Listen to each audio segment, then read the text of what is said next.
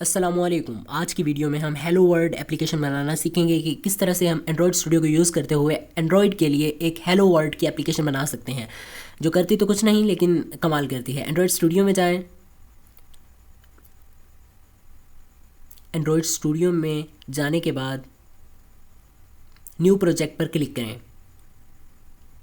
New project पर click करने के बाद आपके सामने एक्टिविटी का मेन्यू आएगा, तो इसमें इम्पटी एक्टिविटी सेलेक्ट करके नेक्स्ट कर दें। नेक्स्ट करने के बाद एप्लीकेशन का नेम दें, जो कि मैं हेलो वर्ल्ड एप्लीकेशन के नाम से कर रहा हूँ। तो उसके बाद आप पैकेज नेम भी एडिट कर सकते हैं।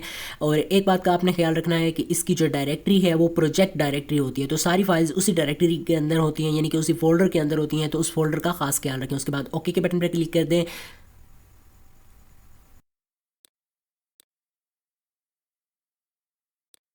मैं इस डायरेक्टरी को आपको बनाकर भी दिखाता हूँ। ऐड फोल्डर के बटन पर क्लिक करने के बाद हेलो वर्ल्ड ऐप की डायरेक्टरी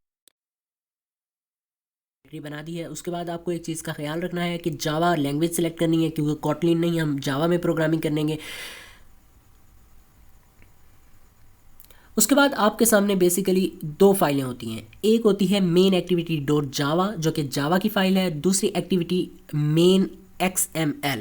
तो इनमें क्या फ़र्क है? जो जावा की फ़ाइल है वो यूँ समझ लें आपकी जावा स्क्रिप्ट जिस तरह होती है, अगर वेब डेवलपर हैं तो आपको पता होगा, और HTML जिस तरह से होती है उसी तरह से हमारे पास XML होती है। तो XML बेसिकली लेआउट्स वगैरह को देखने के लिए होती है, और जावा जो है वो प्रोग्रामिंग के लिए होती है। तो हम प्रोग्रामिंग नहीं, सिर्फ कोड के बगैर एक हेलो वर्ल्ड की एप्लीकेशन बनाने वाले हैं, तो इसके लिए हम सिर्फ एक्टिविटी की जो XML फाइल है उसी को ही एडिट करेंगे। तो उसमें हमें जस्ट ड्रैग एंड ड्रॉप किया, एक बटन क्रिएट कर लिया, और उसके बाद हमने हेलो वर्ल्ड पहले से लिखा हुआ था तो उसके ऊपर कुछ टेक्स्ट दे दिया।